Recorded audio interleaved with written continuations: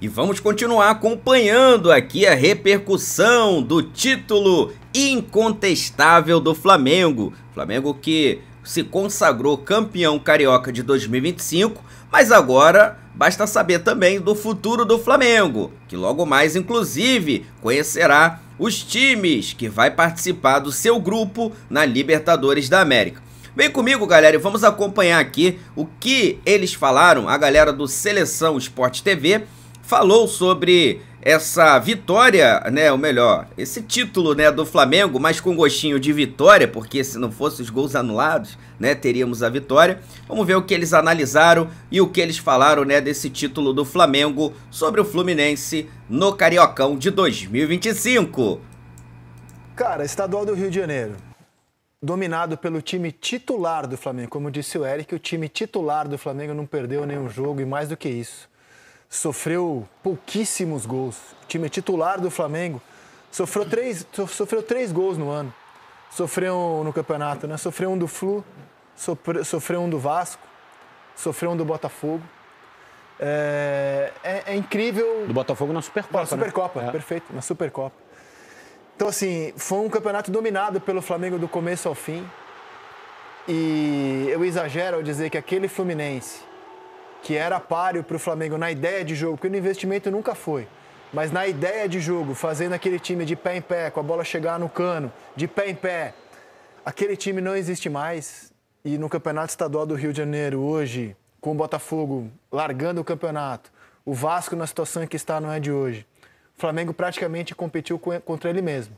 Então era aquela expectativa de que tem que ganhar por ser tão melhor, mas como vai ganhar? Vai ganhar de um jeito consistente, sólido, dando espetáculo? Eu acho que o Flamengo tinha uma armadilha nesse campeonato, da qual ele saiu com louvor. Concordo. Eu acho que, claro, quem faz os resultados são os jogadores em campo ali na hora que o bicho está pegando e está valendo. Mas o Felipe Luiz, né? A questão, como ele comanda, como ele consegue gerir esse elenco, deixar esse elenco ambicioso, não deixar o elenco cair em armadilhas como essas. Eu tenho certeza que o elenco e o Felipe Luiz sabe que o melhor time do estado do Rio de Janeiro, em questão de nomes, e isso confirmou ontem com o título, é o Flamengo. E o Felipe deixa esse time ambicioso. Eu acho que é isso o mais curioso, né? Um cara que era jogador até pouco tempo, conseguiu transformar a ambição dele como jogador com técnico, né? Semifinal e final, para mim, o Flamengo não foi aquele Flamengo vistoso, espetáculo que a gente via em algumas partidas, principalmente no ano passado, né? Mas foi futebol tão sólido, Rizek, tão maduro, tão consciente, que, como eu falei aqui na abertura, eu escolhi o Bruno Henrique como o melhor jogador do campeonato. Mas eu poderia escolher o Pulgar, eu poderia escolher o Plata, eu poderia escolher o Léo Ortiz, eu poderia escolher o Wesley. Assim, o coletivo... Gerson, óbvio, como eu não posso esquecer do Gerson. O coletivo do Flamengo hoje, ele se sobrepõe a um jogador individualmente. E isso aí, para mim, é sensacional. E, ó, jogando pelo empate, a gente viu o Flamengo atacando muito mais do que o Fluminense. Eu vou te falar uma coisa, Rizek. Dos 4 jogos finais do Flamengo, né, as 2 semifinais contra o Vasco e as 2 finais contra o Fluminense, foram 3 vitórias e 1 empate. E eu achei que ontem o Flamengo fez o melhor jogo, quando não ganhou. Achei que ontem o nível de atuação do Flamengo foi melhor do que nos 2 jogos contra o Vasco e do que na quarta-feira contra o próprio Fluminense. Achei ontem o time controlou muito o jogo, ofereceu muito pouco a bola para o Fluminense. É óbvio que num clássico, um lance pode ser decisivo e mudar a história, como o Lino citou. Como esse que a gente está vendo, inclusive. O lance do Keno no fim do jogo, a gente vai ver daqui a pouco, né? Ou esse gol anulado. O gol anulado, na volta, teve o lance do Keno que o Rossi faz uma defesa. E aí poderia ir para o pênalti, enfim, mudar tudo que a gente está falando aqui hoje. Mas acho que o nível de atuação do Flamengo ontem foi melhor do que nos outros jogos das finais, minha opinião. Acho que o Flamengo ofereceu muito pouco para o adversário e criou muitas possibilidades para fazer 1, 2, 3 gols até na partida de ontem. Não fez por característica mesmo, eu acho, dos jogadores que atuam na frente hoje no Flamengo. Não são jogadores que têm muitos gols na carreira. O Plata, o Luiz Araújo. Também porque o VAR tirou esse gol do Flamengo que vamos debater se foi bem tirado ou se foi um acerto. Fato é que era um gol de título anulado, me parece que o Flamengo... Tá vendo o lance logo a seguir? Exato. É um lance que podia mudar a história. Volta meio desconcentrado, tem essa chance. E aí eu queria fazer um elogio ao Rossi. A bola vai pouco no gol do Flamengo. E quando vai, ele está concentrado, ele tá pronto. Eu acho que o Rossi é também um ponto positivo do Flamengo. Subestimado, Rossi. Cara, O Rossi hoje tem jogado mais com o pé do que com a mão, né? É porque o Rizek fala que ele nunca ganha no quem é quem aqui. Não, eu fiquei pensando isso. A gente elogia pouco o Rossi, porque a bola vai tão pouco no gol dele, mas quando ele vai, ele está sempre concentrado e pronto. Ele faz muita diferença na saída de jogo, né? Isso, é. Muita diferença. Ele tem jogado mais com o pé do que com a mão. Perfeito. Mas quando a bola foi nele no lance capital, ele estava pronto para defender. Eu acho que ele é reflexo do amadurecimento do elenco do Flamengo, porque o Flamengo contratou muito nessa temporada. Não precisa contratar, o Flamengo chega com um elenco que vai amadurecendo, se adaptando, entendendo um pouco mais o funcionamento da equipe. Os dois jogadores que o Flamengo contratou esse ano, um estava no banco e o outro estava machucado. Sim. O Danilo machucado e o Juninho no banco, né? O time que jogou ontem a final é o time do ano passado. O Pulgar, cara, o que era o Pulgar na chegada dele, o que é o Pulgar hoje, vários jogadores. O Plata está amadurecendo também, chegando no nível que se imagina dele. O Arrascaeta voltou a jogar bola agora nesses 2 últimos jogos. Então, esse amadurecimento do elenco do Flamengo está fazendo diferença. Tem 2 jogadores desse time do... Essa cena é muito legal, né? Porque, assim, é a junção das 2 maiores gerações da história do clube, né? Em termos de títulos, né? Você tem a geração do Zico, representada pelo próprio, e a grande geração de 2019 para cá, representada por 3 protagonistas ali, né? O Bruno Henrique, o Gerson e o Arrascaeta. Então, acho que ali houve uma comunhão de gerações vitoriosas. Mas o que eu ia falar é que 2 jogadores muito importantes desse time do Felipe, o Wesley e o Eric Pulgar, eles são muito mérito de um técnico que eu critiquei bastante na passagem pelo Flamengo, que foi o Sampaoli. O Sampaoli põe o Wesley para jogar, dá confiança, descobre ele, faz dele um lateral ofensivo, e o próprio Pulgar, que estava relegado quase que à dispensa, e o Sampaoli o traz de novo para o time titular, e a partir da passagem do Sampaoli pelo Flamengo, o Pulgar se torna o volante titular do Flamengo. Quer dizer que teve, então, 2 coisas aproveitáveis da passagem do Sampaoli. Sim, foi Flamengo. o técnico que talvez que eu critiquei tudo, achei que o trabalho do Sampaoli não foi bom no Flamengo, mas acho que ele fez coisas boas também, né? E, no caso, as coisas boas que eu acho foram aproveitar esses 2 jogadores. Agora, com o Felipe, o Wesley tá um foguete. Ah, sim. Porque assim, o Wesley deslanchou, né? Deslanchou. Ele vira titular a partir do jogo contra o Corinthians, na estreia do Felipe Luiz, não sai mais do time, na semifinal da Copa do Brasil. Ele, o Léo Ortiz na zaga também. Léo Ortiz na zaga também, são escolhas que o Felipe fez naquele momento para o time titular. E assim, ontem me chama a atenção, Ramon, 34 do segundo tempo, os jogadores estavam mortos, o jogo foi 4 da tarde. Sim. O Wesley dando pique de uma área até outra. Assim, fisicamente, eu sei que ele é jovem, mas ele está sobrando fisicamente. E, cara, se ele continuar evoluindo nas questões técnicas, táticas, onde vai parar esse lateral? Olha, para mim, hoje, ele é titular da seleção.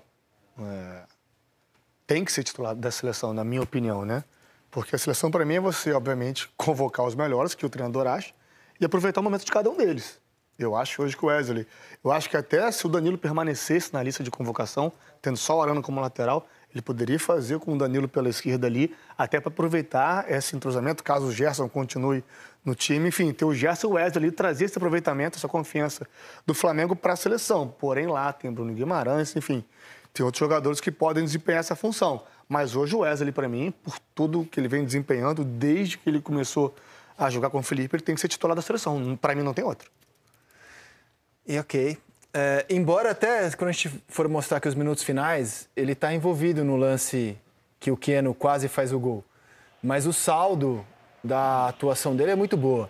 Esses são os momentos, assim, cruciais do jogo, né? O Flamengo dominou a partida inteira, mas aí, no fim, vai ter um gol anulado do Plata, que faria justiça ao que a gente via no campo, mas o gol é anulado no VAR e eu acho que baixa a concentração do Flamengo, né? Ele sai de quase campeão a gol anulado no VAR. É que você sai de um estado de euforia que é difícil você depois voltar, né? Rapidamente, sim, né? Exato. Sim. E aí, na volta, o Fluminense aproveita esse raro instante de desconcentração do Flamengo e vai ter esse lance que é o melhor lance que ele cria em todo o jogo, né? Aos 43 com o Keno. Tem um choque ali com o Wesley. E o Rossi estava lá na única defesa que realmente ele precisou fazer em 90 minutos. Por isso que eu dou valor ao Rossi. A bola chega uma vez no gol dele, aos 43, e ele estava pronto para defender. Vai ter mais um gol anulado num incrível pique, numa incrível arrancada do Juninho. É incontestável. Aí é por impedimento. Aí é matéria objetiva, o VAR mostrou o impedimento, está impedido, não tem discussão. O do Plata é que se houve bastante debate, né? Juninho teve 2 assistências anuladas.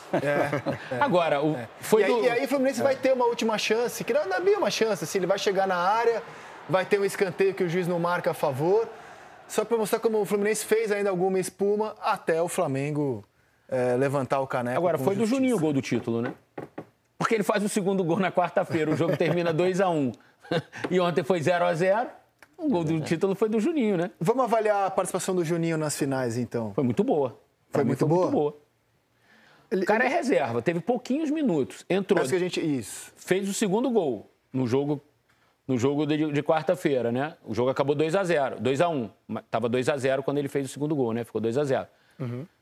E aí, no outro jogo, ele entra. O jogo é 0-0, ele participa de 2 gols que foram anulados. Muito boa a participação dele. Assim, eu acho que ele vai muito com o que o Felipe Luiz prega, da questão do reserva, de quem está no banco, de entrar e potencializar o jogo, né?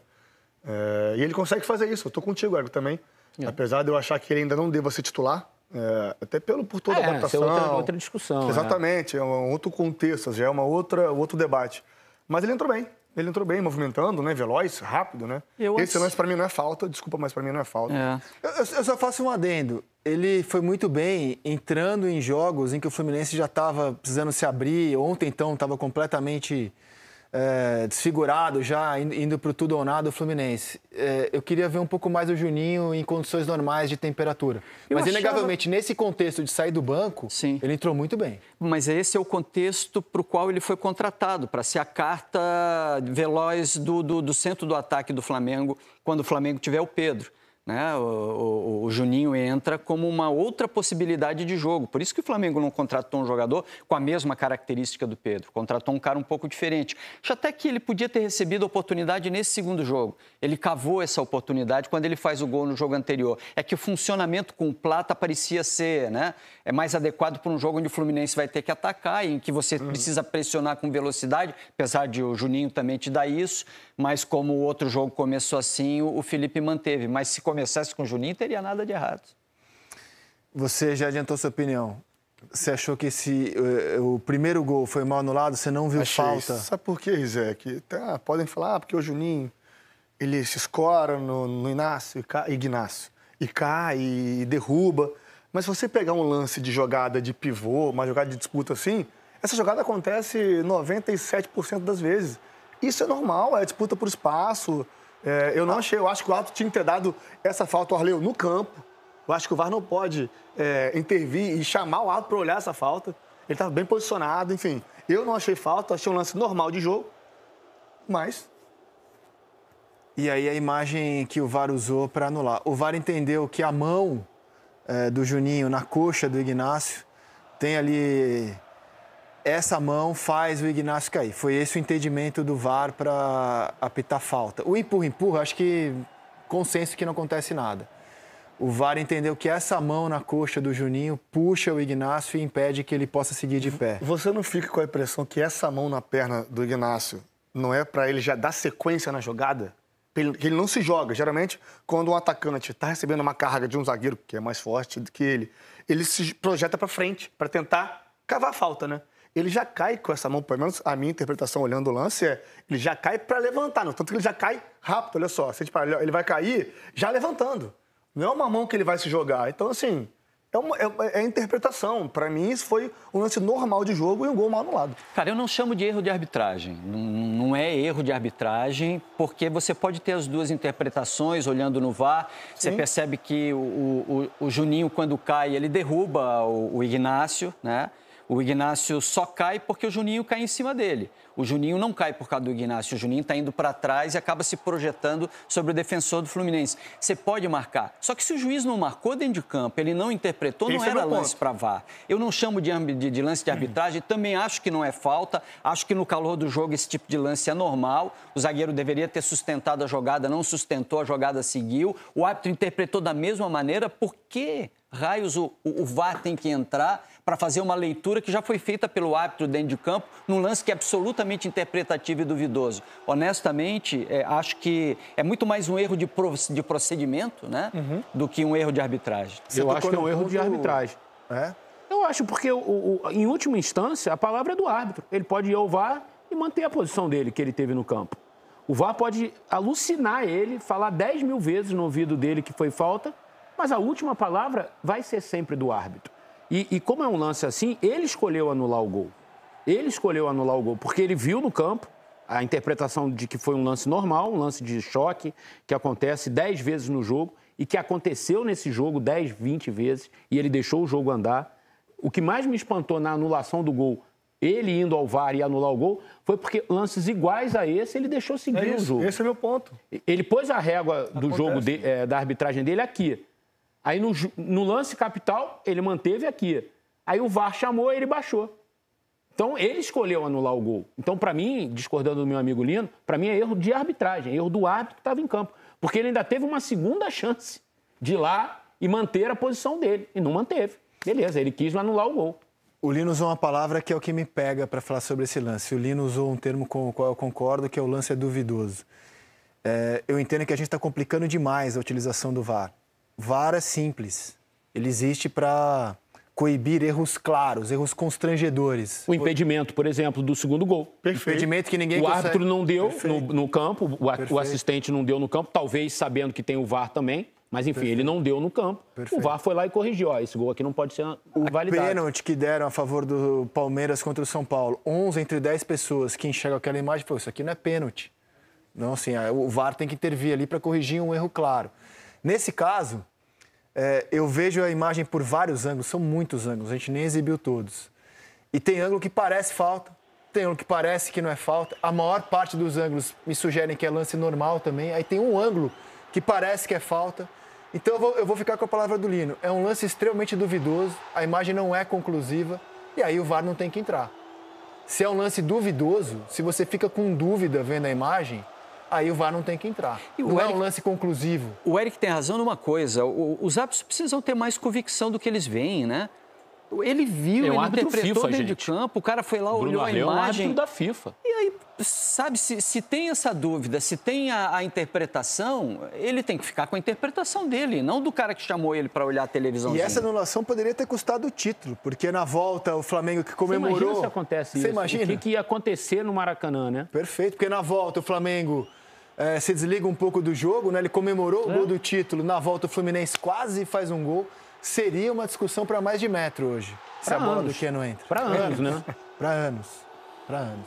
Você sabe que eu não quero nem avançar nessa discussão, porque eu acho que o VAR deveria entrar nas questões objetivas, né? Aquele escanteio do Fluminense, uma última bola no final da partida, é uma injustiça absurda. Pô, mas se o VAR entrar em cada escanteio, cara, não mas tem jogo, é tão cara. rápido dar esse tipo de decisão, cara, porque se demora tanto para bater um tiro de meta ou um escanteio, que se o VAR diz assim, escanteio claro, o árbitro simplesmente aponta para escanteio, mas aí vai claro. mudar muito o jogo. Rizek, escanteio. Mas é uma questão objetiva, entendeu? Uma questão fática. A bola bateu no cara, foi para escanteio. Fácil de ver. Eu acho injusto você não dar um último escanteio para um time numa decisão no final de um jogo. Não decidiu nada, mas poderia. Mas aí você perde o dinamismo, cara, do jogo. Se o não VAR for ficar entrando em lance de escanteio... É esse o detalhe. Não perde, cara. O cara chuta, o goleiro desvia, o juiz não viu. Tá claro aqui. Isso aí... tem que ser a famosa decisão minuto. O cara tem 30 segundos para decidir. Eu acho que é uma ilusão achar que a gente vai tornar um jogo imperfeito perfeito. Não vai. O VAR tá ali para coibir erros claros, grosseiros, como queiram, constrangedores. A bola entrou 1 metro, o juiz não viu. O Vitor Roque se projeta em cima do Arboleda e não o contrário. Pênalti mal marcado. Nesse lance, cara... Eu acho que não assim, é pra VAR, realmente. Os árbitros, de uma maneira geral, eles ficam com muito medo da repercussão do dia seguinte, né? E do que aconteceu já antes do jogo. A gente lembra que durante a semana, o Fluminense, após a primeira partida, divulgou uma nota oficial reclamando da arbitragem, fazendo críticas à arbitragem, papapá. Eu acho que isso, de alguma forma, impacta sempre no jogo seguinte. E, no caso, impactou no jogo de ontem. Porque, como eu disse, o jogo estava transcorrendo... O Bruno Arleu escolheu apitar de um jeito a partida de ontem. Que era o quê? Tentar deixar o jogo correr o máximo possível, não marcar qualquer contato físico como falta, tentar dar mais dinamismo na partida. E aí ele faz isso no lance. E aí quem está na cabine do VAR tem que entender também que tipo de arbitragem está acontecendo no campo. Pô, o árbitro está deixando o jogo rolar. Não é qualquer contato físico que o árbitro está marcando pênalti, ou falta, ou parando a jogada. Então, deixa o jogo andar. Agora, como eu disse, o Bruno Arleu é um árbitro que carrega o escudo da FIFA. Ele tem que ter o discernimento e ter a palavra final num lance desse. Não, eu vi no campo, não foi, estou revendo aqui na imagem, aqui, vou manter ou não vou manter, enfim. Tem que ser dele a palavra final e não ser orientado, sugestionado pelo VAR. Bom, capítulo arbitragem à parte. Eu acho que a prova de que o estadual está pequeno para o Flamengo é que, como até debatemos na semana passada, só um jogo lotou o Maracanã. Aliás, em todo o estadual, que foi o jogo de ontem. E nenhum outro jogo a gente viu o Maracanã cheio na competição. Nem na semi com o Vasco, nem na primeira final com o Fluminense, com público muito baixo, inclusive menos de 40 mil no jogo da ida. Então, assim, é um estadual que era uma pegadinha, uma armadilha para o Flamengo mesmo. É um torneio pequeno para as pretensões do clube, isoladamente. E é legal pela rivalidade, ainda que seja contra um rival que nesse momento está em outra prateleira. Mas que conclusões o Flamengo pode tirar de um torneio que é cada vez mais um torneio de pré-temporada, visando ao pega pra capar, que vai começar daqui a 2 semanas, Campeonato Brasileiro, Super Mundial, Libertadores, Copa do Brasil. Quais são as conclusões que o Flamengo do Felipe Luiz pode tirar desse estadual, visando agora os compromissos mais pesados que vão se iniciar em 2 semanas? Posso começar discordando de você? Eu acho Claro. que nunca vai perder o encanto da rivalidade.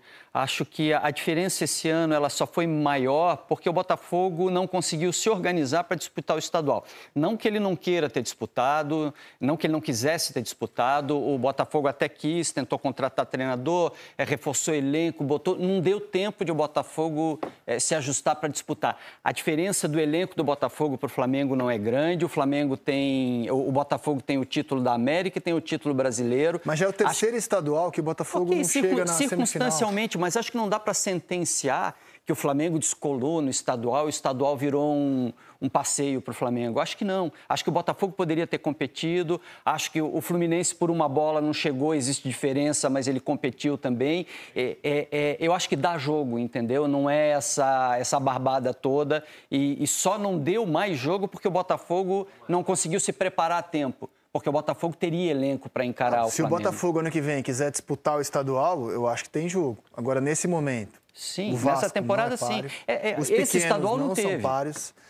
E o Fluminense, cara, que por um tempo conseguiu encarar o Flamengo na ideia de jogo, porque ele nunca vai conseguir, no futuro próximo, pelo menos, equiparar o Flamengo. Embora tenha gasto bastante, né? Tem, mas também ainda não assim, pode... há uma distância muito porque grande. Porque às vezes a gente trata também... Tudo bem, o investimento do Flamengo é muito alto, mas o Fluminense gastou muito e vem gastando muito. Sim.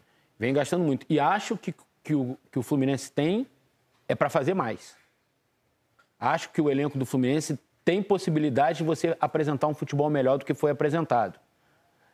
Teve tempo de trabalho, teve pré-temporada,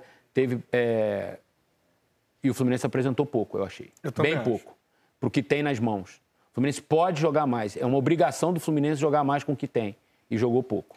Há uma frustração do tricolor nesse momento, porque num passado recente, cara, há 2 anos, ele viu o Fluminense com o mesmo nível de investimento, talvez até menos. Exato, menos, eu talvez diria até menos, né?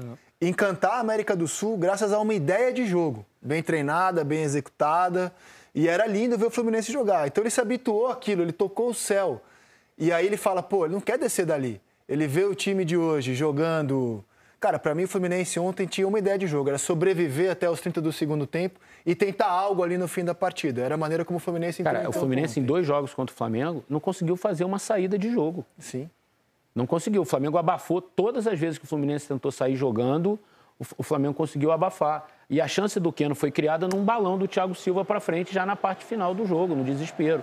Então, eu vendo o elenco do Fluminense, vendo quem o Fluminense tem, os jogadores da base que o Fluminense pode utilizar, acho que o Fluminense tem obrigação de jogar um futebol melhor.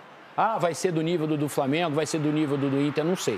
Mas comparando o Fluminense com o Fluminense, tá? O Fluminense pode jogar mais do que apresentou nesse estadual. O Fluminense chegou a ficar em 10º lugar no estadual no momento do campeonato. Sim. E os titulares já tinham estreado. Quase não chegou.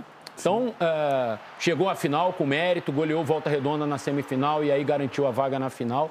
Mas é um começo de temporada, na minha opinião, de um futebol bem abaixo do que o Fluminense pode jogar. A ideia de jogo. Ontem... é difícil, né, a gente, depois do resultado, questionar algumas mexidas que fazem os técnicos, né? Mas, por exemplo, eu no intervalo, eu não tiraria o Otávio, por mais que ele tivesse cartão. O Otávio tem uma experiência suficiente, já tem uma rodagem no futebol, que ele pode jogar uma final contra o Flamengo amarelado, né? Assim, porque aí trava o Mano numa mexida. Por exemplo, nessa questão de ele tentar ir pro tudo ou nada. A partir dos 25 do segundo, precisando fazer gol, você tem que erradicar, tirar a sua ideia de, eu tô jogando para não deixar o Flamengo fazer um gol. Mas eu preciso fazer um, pelo menos. Cara, eu não tiraria, trocaria o Keno pelo Everaldo. Eu tiraria, aí sim, tiraria o Otávio com o amarelo e colocaria uma dupla de ataque lá na frente com o Cano e Everaldo, porque o Fluminense não estava conseguindo nem criar para o Cano finalizar. E quando você não consegue criar, não tem uma ideia de jogo estabelecida, não consegue abastecer o seu atacante para ele finalizar, o que você faz? Joga a bola na área. E o Cano não é esse jogador para ter essa bola na área. Ele pode brigar pela segunda bola na área. Mas o Everaldo é. Eu acho que o Mano falhou nessa questão de não colocar essa dupla de ataque para tentar empurrar o Flamengo lá para trás, tentar jogar o Flamengo lá para trás, botar o Flamengo dentro da sua área e tentar fazer alguma coisa diferente. O Mano não fez. Eu acho que vai muito da questão que você falou de ideia de jogo, muita diferença do Diniz pro Mano, né? Sim.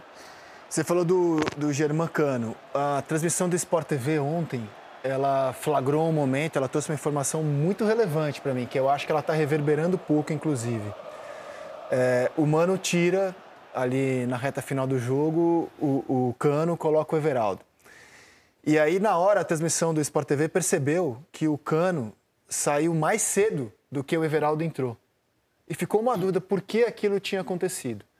O Cano, segundo o que foi informado na transmissão, ao perceber que ia sair, ficou muito bravo e deixou o campo. Deixou o campo, não quis cumprimentar o Mano, com cara de poucos amigos. E aí depois o Everaldo entrou. E eu fiquei pensando sobre isso. Se põe na posição do Cano. Ele se habituou a jogar com o estilo de jogo que era de pé em pé, até a bola chegar nele para concluir. Ontem, o Cano era um espectador em campo, porque no modelo de jogo do Fluminense, a bola não chega nele. Não tem criação. Então até fazia sentido, pela maneira como o time jogava, colocar lá um jogador mais forte fisicamente para tentar ganhar uma bola aérea, num chutão para frente. Só que junto com o Everaldo entrou o Keno, ou seja, quando tem uma mínima possibilidade de ter um pouco mais de jogo, da bola chegar no pé do Cano para ele finalizar, ele sai, entra o Everaldo. Então eu entendi a frustração do Cano, não estou defendendo ele sair de campo antes do Everaldo entrar, não. Mas eu entendo a frustração dele, porque ele se habituou a jogar de um jeito que beneficiava muito o estilo dele. Muito. E agora vai ser difícil o Germancano se criar, especialmente quando o adversário é o Flamengo. Porque o Fluminense teve a ideia de jogo de sobreviver até os minutos finais e tentar algo ali, do jeito que desce no fim da partida. Em defesa do Mano, acho que o elenco do Fluminense tem uma carência. Principalmente, essa carência ainda ficou mais clara quando o Ganso teve o problema de saúde dele e ele não pôde disputar o Campeonato Carioca, que é a ausência de um armador. E aí o Mano teve que se desdobrar para tentar suprir a ausência desse armador. Sem o Ganso, ele tentou o Lima, ele está tentando com o Arias, mudando o Arias um pouquinho de função. E, cara, assim, e as características do Arias, o Arias é um ótimo jogador, dos melhores que a gente tem no futebol brasileiro, mas o Arias não é um armador de jogo. Ele não é um camisa 10, ele é um cara com potência, com força, com velocidade, para jogar ao lado de um camisa 10, né? Exato. Tantos e tantos gols do Fluminense, a gente viu do Ganso colocando passes sob medida para o Arias atacar lá a linha de fundo, cruzar ou concluir. Então, o Fluminense agora investiu no Lescano, paraguaio. Tomara que ele se adapte bem ao futebol brasileiro e ao Fluminense, porque eu acho que é uma carência no elenco do Fluminense e que pode ajudar a melhorar essa qualidade de jogo do Fluminense. De fato, o Ganso fez falta. Sim. Fez falta principalmente porque o Fluminense não tem um substituto pelo Ganso e porque o Fluminense não tem um jogador com essas características de armar o jogo. Muito do Cano não receber bolas também é isso. O Fluminense ficou ali com um vazio de ideias no meio. Era o Arias se desdobrando para tentar carregar a bola o tempo inteiro como um camisa 10, que ele não é. Mas que, aos olhos do Mano, era a melhor solução para substituir o Ganso. E em defesa, não defesa, mas assim, constatação. O Mano, eu acho que ele faz o que 9 em cada 10 treinadores brasileiros fariam com o elenco do Fluminense quando encara o Flamengo. Se defender, é que o Diniz é a exceção a cada 10 treinadores. Aí o torcedor se habitua a ver essa exceção brilhar por um período razoável de tempo, conquistando muita coisa, e fala, cara, eu quero isso de volta, quando é que eu vou ter isso de volta? Mas é algo que acontece raramente na história do futebol. Você, com ideia de jogo apenas, conseguir ser superior a um time que no elenco era muito melhor que você. Eu nem sei Essa se realidade trazer o Diniz de novo seria a ideia para o Fluminense. Acho Até que não, porque o Diniz inclusive. continuou e não conseguiu fazer a mesma Exatamente, coisa. acho que não, inclusive. Acho que é tentar se reinventar dentro do próprio Fluminense mesmo. Porque há bons jogadores. O Canóbio é um bom atacante. Você tem o Ares, você tem o Hércules, que ainda não engrenou no Fluminense. O Martinelli, o Fuentes, que infelizmente se machucou e é um desfalque. Bom jogador. Você tem Thiago Silva. Você tem os meninos da base. O Fluminense pode fazer mais. Pode ter um modelo de jogo mais agradável para o seu torcedor. Ter mais volume ofensivo, que eu acho que faltou nessas finais. Meus amigos, e olha só, galera, esses números, hein, os números do Felipe Luiz. 27 jogos comandando o Flamengo, 19 vitórias, 7 empates e apenas uma derrota. Ou seja, sem contar, 3 títulos, tá? 27 jogos, 19 vitórias, 7 empates, apenas uma derrota e 3 títulos. Então poderia ter o Ganso, poderia ter 2 treinadores, o Mano e o Diniz. Irmão, não ia ter jeito, a verdade é essa. O Flamengo está muito superior ao Botafogo, ao Fluminense e ao Vasco. O Flamengo é o maior campeão da década, disparado. E eu tô falando sobre os times do Rio, né? Então assim, o Ganso fez falta no time do Fluminense. Pode até ser, mas não ia adiantar. A verdade é essa, o Felipe Luiz realmente está mostrando um baita trabalho. O elenco do Flamengo comprou a ideia e a tendência é o Flamengo crescer cada vez mais. Tá? E sem contar que o Flamengo também tinha vários desfalques, né? Imagina o Flamengo completo. Faltou o Ganso pro Fluminense, faltou o Pedro pro Flamengo, Cebolinha, faltou vários jogadores aí, o Bruno Henrique, cara, o Vinha. Imagina se tivesse todos os jogadores à disposição. Aí, parceiro, aí ia ser no primeiro jogo, né? Aí ia ser... na primeira partida não ia ter nem precisar de ter o jogo da volta. Sem soberba, mas é verdade, há um abismo de diferença entre os times, né, hoje, tá, que estão apresentando aqui no futebol carioca. Então o Flamengo hoje joga um futebol que encanta e muito melhor, tá, do que tem apresentado o time do Fluminense, que é um bom time, tá? Eu acho o Fluminense até um bom time, eu acho que tem bons jogadores, não dá pra desprezar não, mas comparar, né, hoje com o elenco do Flamengo e achar que só porque o Ganso não tava ali é que o Cano não recebeu as jogadas, cara, é subestimar demais esse time do Flamengo, que é muito forte. Tamo junto? Vou deixar aqui os créditos pro canal do Sport TV. O link deles está aqui, ó, na descrição desse vídeo. Vou pedir a você que tá aqui e ainda não é inscrito. Aqui embaixo tem um botãozinho escrito inscreva-se, clica nesse botão. Do lado tem um sino, clica nesse sininho para ativar as notificações, coloque em todas. E também peço a você na humildade para deixar o seu like, botãozinho do dedinho para cima. Paga nada, 0800 e você ajuda demais o crescimento do nosso trabalho. Já vou trazer novidades para vocês, inclusive, olha, vamos conhecer aí os times, né, da fase de grupos da Libertadores. Parceiro, agora Carioca é o passado, agora é pensar no próximo desafio, Brasileiro e Libertadores. Tamo junto? Já eu volto, hein? Isso aqui é nossa paixão, isso aqui é nosso amor. Fui, nação!